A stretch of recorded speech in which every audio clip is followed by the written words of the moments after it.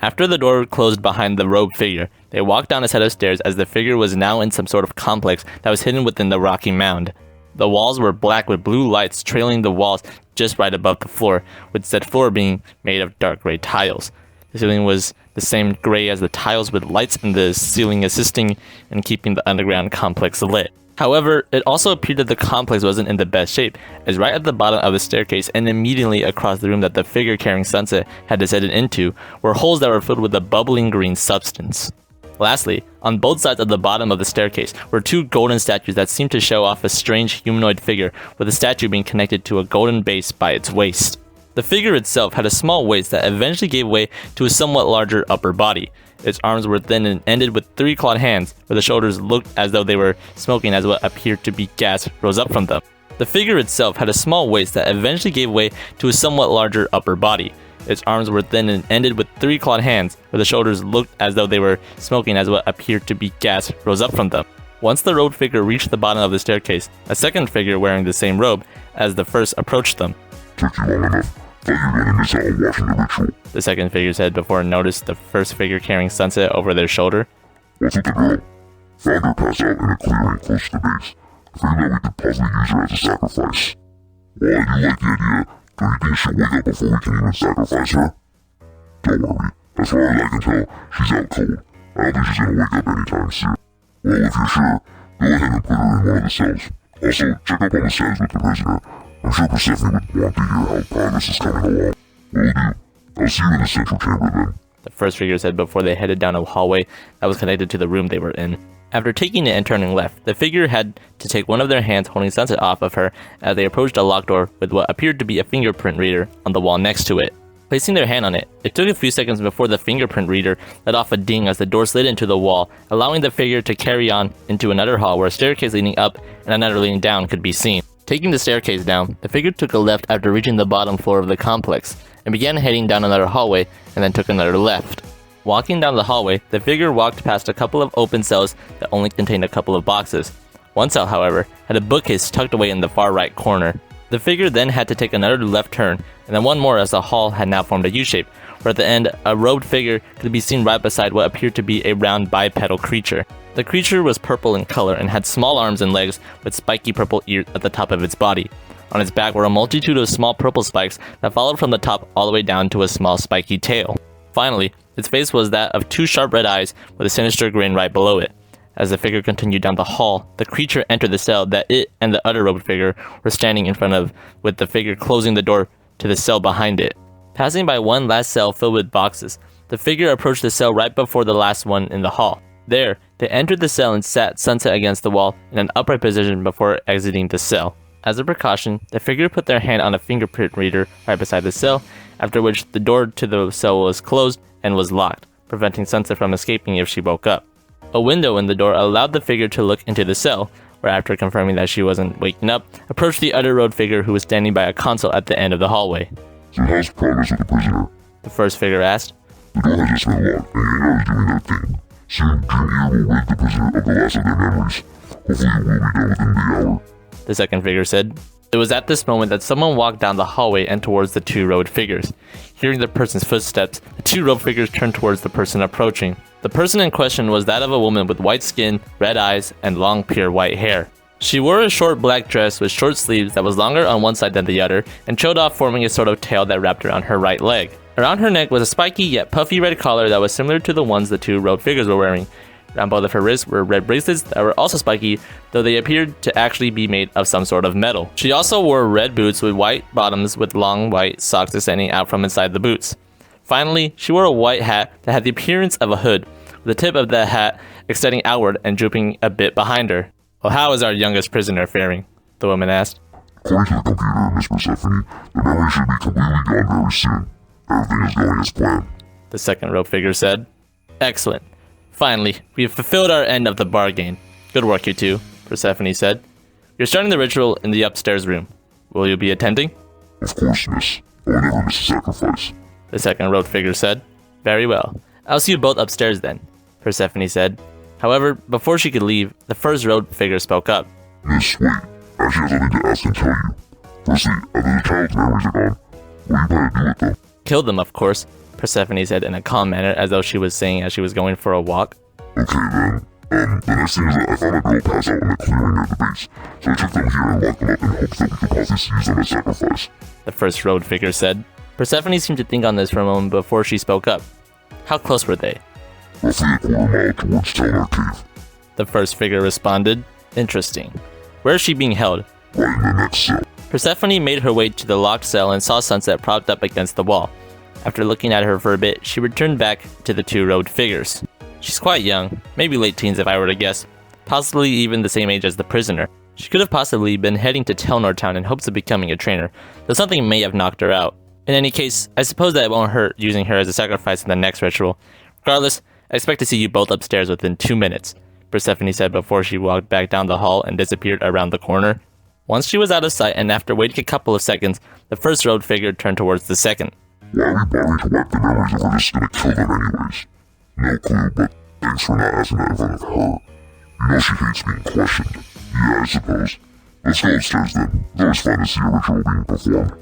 And with that, the two robed figures headed back down the hall and left behind the last cell. Within it was a bed with purple sheets where someone could be seen sleeping and was covered up by the sheets. Right next to the bed, Gengar had his mouth open, where a stream of pink energy flowed from the person sleeping into Gengar's open mouth. Within an endless expanse of purple and pink fog, a blacked out silhouette could be seen laying down on an invisible floor, supposedly sleeping with how still they were.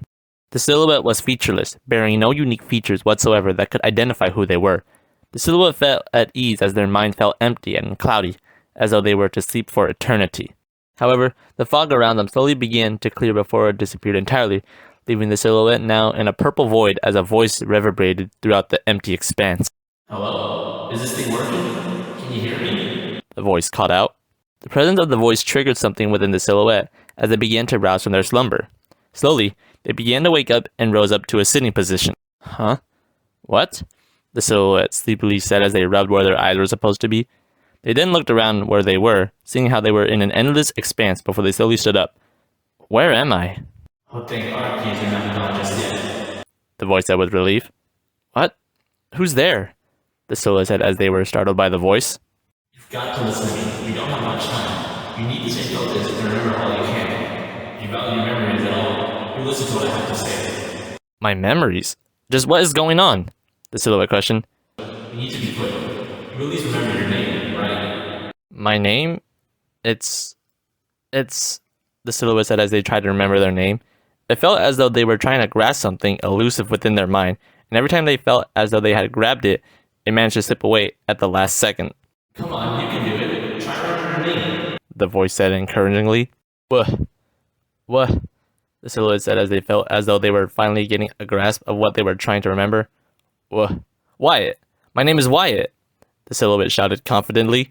Okay, good. You remember your name. What else do you remember? Are you a boy or a girl? What? You remember or not? The voice asked again. The silhouette racked their mind once again, and while they did struggle a bit to find the answer, they managed to grasp onto the answer much quicker than before and was able to answer with confidence. I'm a boy. Perfect. Now do you remember what you look like? What I look like? The silhouette repeated. He thought long and hard about it, slowly reaching his mind for anything that was about what he looked like. As he did, the silhouette slowly began to become more detailed as he was able to slowly remember about what exactly he looked like. A short-sleeved shirt appeared on their torso that was immediately covered by an unzipped, hoodless jacket. Sweatpants covered their legs as sneakers appeared on their feet. Finally, short scruffy hair appeared on their head with an eyes, a nose, and a mouth appeared on their face as the silhouette began to gain some color. The shirt they were wearing was a light gray. The jacket was mostly black with a golden yellow trimming on the collar, ends of the sleeves, and the bottom of the jacket, as what appeared to be a golden yellow circle appeared on the shoulder, with both halves being split with a line that also surrounded a smaller circle within it. Sweatpants were black and so were the running shoes, though the bottom of the shoes were light gray. Their hair slowly turned from a black into a nice shade of purple, with their eyes also gaining color, with the irises being the same shade of purple as the hair. Finally, their skin changed to a light white color as their eyebrows also changed to the same shade of purple as their hair. Once the last bit of color appeared, the boy now looked at himself with confidence. Yep, this is what I look like. Thank goodness you haven't forgotten everything. The voice said with glee. Suddenly, the entire void seemed to suddenly shake as the fog slowly began to come back. We're running out of time. Wyatt, you need to wake up. I've said someone's enough for one doing this and get you out of here. You need to wake the voice said as it began to fade away. As the fog crept closer, Wyatt backed away from it. Suddenly, his vision was filled with a bright white light as the purple void that surrounded him faded away. In the cell, the stream of pink energy continued to flow into Gengar's mouth as it focused on trying to eat the person's memories. Because of this, it didn't notice as the air right above the bed began to distort before a small floating pink cat with a long tail and blue eyes appeared right above the bed as it had teleported. Looking down, it saw the Gengar and floated down to it and getting within its line of sight. Seeing the floating cat, the Gengar was startled and backed away from the bed, causing the remaining stream of pink energy to flow right back into the person in the bed. Then it began to talk without moving its mouth. "Hey there, sorry, but I'm afraid I'm gonna have to stop you right there," the cat said playfully. The Gengar was confused for a moment before the cat lifted up one of its small arms, its hand covered in a pink glow. The same glow appeared around the Gengar, where it was then lifted up into the air. Then, the small cat swiftly swung its arm towards the door of the cell, with the Gengar then being thrown against the cell door with so much force that the door busted open and hit the opposite wall. The Gengar then hit the door and slowly slid down onto the floor. The Gengar then weakly tried to stand up, only for it to fall on its side as it passed out. During this, the person in the bed slowly began to wake up. The Gengar's been knocked out. Go. All of you, get out of here and never look back. Good luck. The voice said one last time as the person was waking up. As the voice faded away, the cat floated over to the person and began to pull them out of bed, revealing that the person sleeping in bed was Wyatt as he tumbled out of the bed and onto the floor. "Ow. I guess I'm up," Wyatt said as he slowly stood back up, only to be face to face with the floating cat. The two of them stared in silence at each other before Wyatt decided to break the silence. Hello? "Hi," the cat said, causing Wyatt to look at it in shock. "You can talk?" Kinda. It's more like telepathy. I'm currently talking to you by transmitting my thoughts directly into your head. Anyways, I'm Mew, and I've been sent to help you get out of here. Wait, so you're the Mew that the voice was talking about? Yep. Oh, also, the voice wanted you to have this, you said as it held out its hands, and the air above the bed began to distort again as a backpack fell onto it. Alright, now let's get you out of here, you said as it floated over to Wyatt and sat on one of his shoulders, surprisingly hardly weighing anything. Looking toward the busted open entrance to the cell, Wyatt walked through it, finding himself in a hallway. Walking down it, he eventually noticed the closed door of the cell next to his and looked through the window. He gasped upon seeing Sunset's still unconscious form. "There's someone in there!" "Yeah, she might have been taken from somewhere and locked in there. Maybe the cult plans to use her as a sacrifice," Mew said. "Cult? What cult?"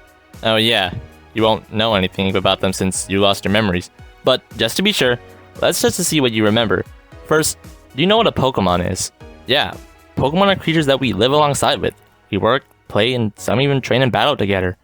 Pokémon can learn moves and have abilities, and some can even evolve once they reach a certain requirement. There also exist Pokémon that are considered legendary and mythical, as there is only one of them or very few of them. Some of them also have control over certain aspects of the world, though I don't know if I've ever heard or seen a Pokémon like you." "Correct. At least you know everything important about Pokémon. And if you're wondering, you probably have heard of me before you lost your memories. Just know that I'm considered a mythical Pokémon." "Really?"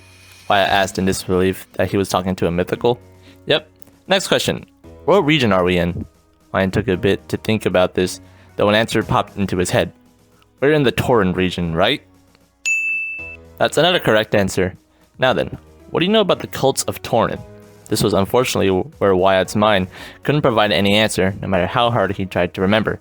Eventually, he gave up trying to remember and gave an honest answer. "I'm afraid I can't remember." I guess that's fine.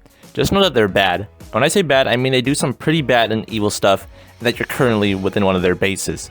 This caused Wyatt to become nervous as he realized the seriousness of the situation he was in. "Well, then we should get her out of here with us." "Really? I was told to get you specifically out of here. Can't we just, leave her?" "Sorry, but it doesn't sit with me right thinking about leaving someone here. And if what you said about these cults is true, then we shouldn't leave her for this cult to do whatever they want to her." You seemed to think over Wyatt's words a bit before she gave a defeated sigh. "Fine, guess we can take her with us. Now, how are we gonna get her out of there? There isn't a handle and the door seems to be locked." Wyatt looked around a bit before he noticed a fingerprint reader next to the door. Curious, he placed his hand on it, and after a few seconds, the reader gave off a negative sounding buzz as the scanner flashed red, indicating that it wasn't going to accept his fingerprint. "Well, so much for thinking that would work," Wyatt said. Seeing this, you then got an idea and tapped the side of his head. "I know what we can do, but we need to leave her for now. Don't worry, we'll come right back for her." "Are you sure?" "Positive." "Okay, if you say so, then I guess let's keep going. Wyatt said as he looked back at sunset one last time before continuing to walk down the hall until they reached the next cell, which was also where the hall turned to the right. As they passed it, Mew looked inside and floated off of Wyatt's shoulder into the open cell. Wyatt, over here! What is it? Wyatt followed Mew into the cell and towards the back right corner. There he saw Mew pointing at a purple spray bottle with a white and purple nozzle. A potion? Yeah, take it. Are you sure? I feel like stealing from an evil cult is something you shouldn't do. Think of it this way. By taking it, you're inconveniencing the cult and making it harder for them to do evil stuff, Mew said as it grabbed the potion and handed it to Wyatt. Well, when you put it like that, I suppose I might as well take it. Wyatt unslung the backpack off his back and opened the middle compartment.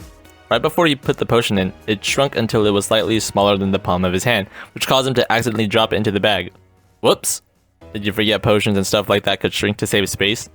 Yeah, I guess it just caught me off guard, Wyatt said before he picked back up the shrunken potion and then pulled it out of the bag where it grew back to its original size. I wonder how it works. Maybe something similar to how Pokeballs can grow and shrink.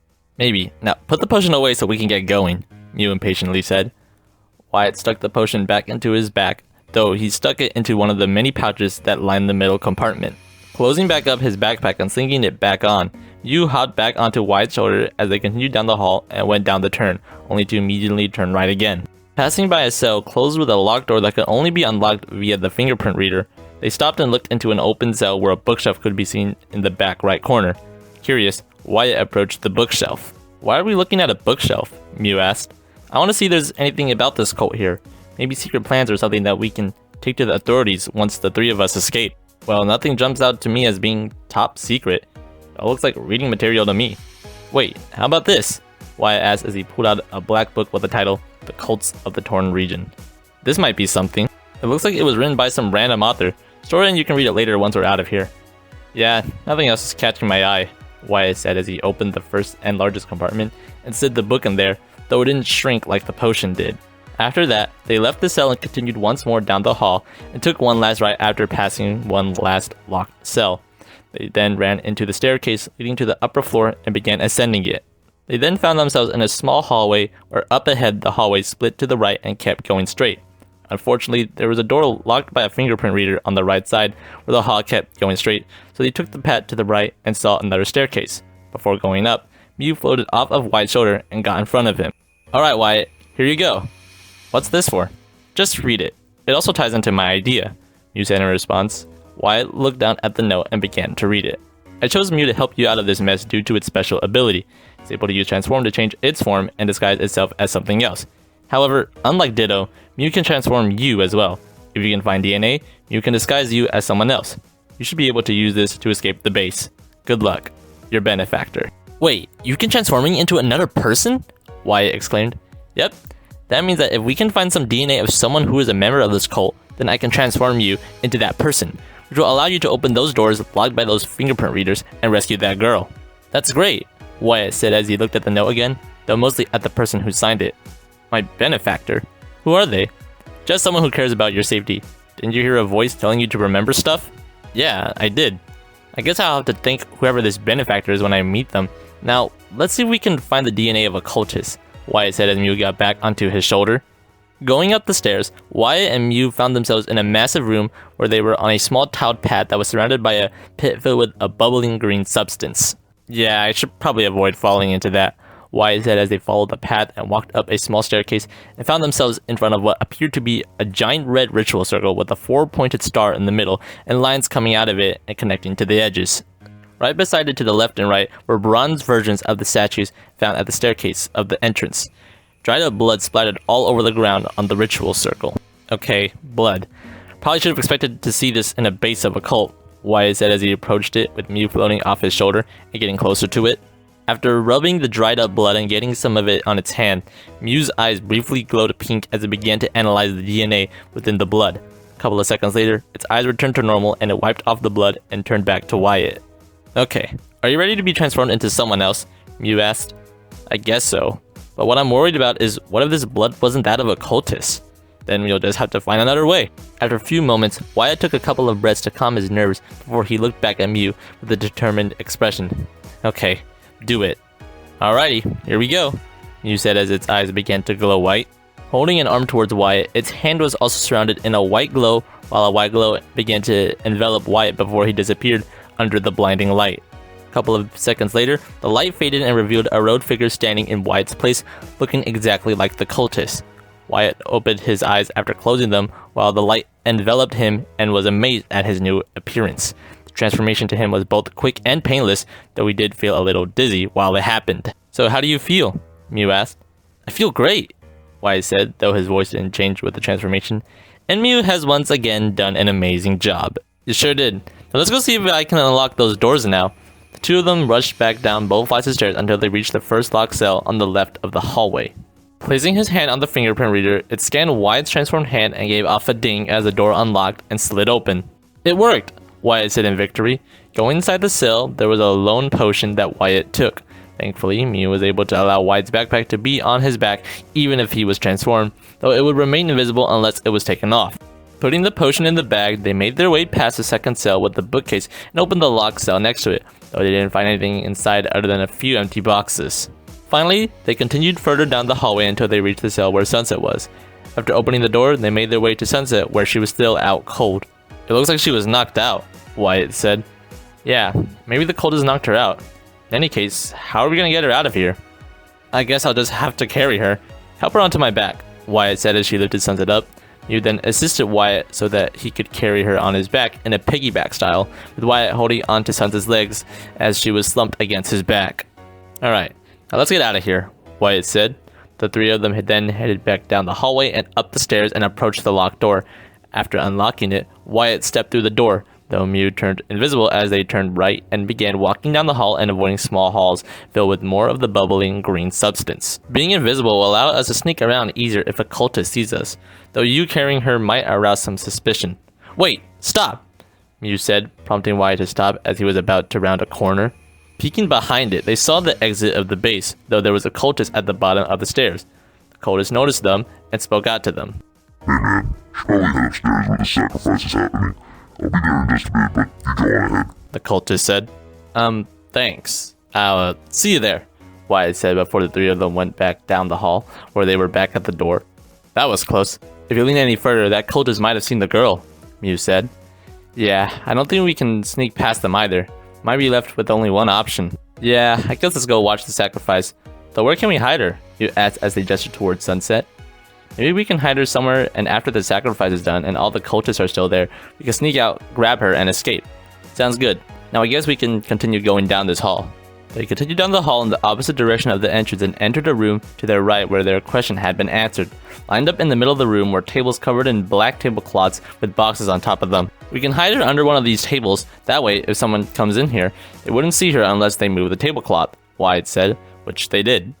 They slid Sunset under the tablecloth to the room's entrance, and once ensuring there weren't any limbs sticking out, looked around the rest of the room where they found another potion and a pink bottle with a gray nozzle known as an ice heal. Taking them, they exited the room and continued down the hall and avoided more pits filled with a strange substance and arrived in a room with a couple of small tables and a strange tube with a console connected to it. Ignoring the tube, they found another potion and a bottle similar to the ice heal, but was light blue instead of pink, known as an awakening, before they saw and went down another hallway connected to the room where they ascended a flight of stairs at the end. The room they ascended into was almost identical to the one where they found the ritual circle and dried up blood. All around the tiled path are numerous cultists, all standing and looking towards the direction of where Wyatt assumed was another summoning circle. Looking around, Wyatt saw that there was a path leading to a hallway at the end of the room. Seeing how no one was looking, he went down it until he reached a room with 2 tables and 2 bookshelves in the farthest corners. Looking at the bookshelves, Wyatt found 2 more books that he decided to take. A black book with the title The Cult of Darkrai written in red, and a book titled The Callous War. After which, he headed back to the room and slowly made his way through the small crowd of cultists until he eventually reached the front, where to the left was a tube-like machine like the one Wyatt and Mew saw earlier and multiple computers hooked up to it. Finally, up the stairs was the ritual circle, though this one was green, where the other one in the room was red and the statues were gold instead of bronze. Standing in the middle was a cultist trembling in fear as Persephone stood in front of them, her back facing the crowd. "And so we begin," Persephone said. "Miss, please, you can't do this. I don't want to die," the cultist pleaded. "You swore when you joined that you would give your life for us. How is this different?" Persephone said before she turned towards the cultist at the computers. "Turn on the ritual circle." The cultist gave a nod and pushed a button in front of one of the computers. Then, the ritual circle changed from green to red as Persephone began to speak. Darkrai, Lord of Darkness, I call upon you to enter our world. In return, I offer you the soul of this loyal servant to be bound to your world of nightmares forever. Persephone chanted before she began speaking in Latin. Voco virtutam umbrarum dominum! As soon as she finished, a large puddle of darkness appeared under the feet of a cultist who began to sink into it, crying and screaming for their life until they sank completely into it. Then, the puddle disappeared as the lights began to dim before they were barely giving off any light and changed to a sinister red. Another puddle of darkness appeared in the middle of the ritual circle.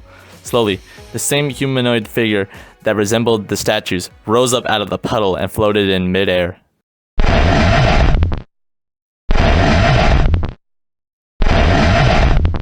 Almost its entire body was deep black.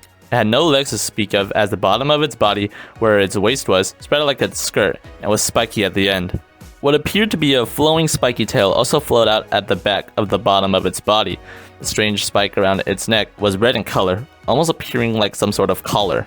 Its eyes were a piercing blue, almost as if they were staring right into the soul of those it looked at, and what appeared to be its hair was pure white, a major contrast to the rest of its body. It floated in place and watched Persephone. Darkrai, the Lord of Nightmares, Persephone began. You're the great balancer of the world. You punish the great and slay the immortal. It's been a year since I last saw you. You remember what occurred then? You accomplished something incredible that day. Thought you had finally accepted our offer to join us, but you fled soon after, never to be seen again. But now I call upon you again, Darkrai. Why will you not join me? I know my sister has seen you time and time again. Why do you favor her over me? I beseech you, Darkrai, join me. Join the cult that has worshipped you for so long. With my guidance and your power, the world could be ours. Darkrai floated there as still as a statue, watching Persephone all the way until she finished her speech. Then, a couple of seconds after she finished, Darkrai floated back down into the puddle of darkness it had emerged from and disappeared, seemingly rejecting Persephone's offer. As soon as it left, the lights returned back to normal, though Persephone stood there with an irritated expression. Well, isn't that just lovely? Persephone said, struggling to control her anger. Probably gone off to Selene City to see my sister again. What a waste of a grunt. She then turned around and began to walk down the steps, only for two cultists to walk in front of her. And what do you two want exactly? Miss, please. Confident that if we had another try, we could try Darkrai here. I don't know why it didn't work this time, but if you just give us another chance. One of the cultists said. Get out of my way, Persephone said as her temper finally snapped. She pulled out a small black sphere with green dots on it and an orange band circling around the middle of it. Clicking a button that extended out of the band, the sphere grew several times in size before it was roughly the size of a baseball.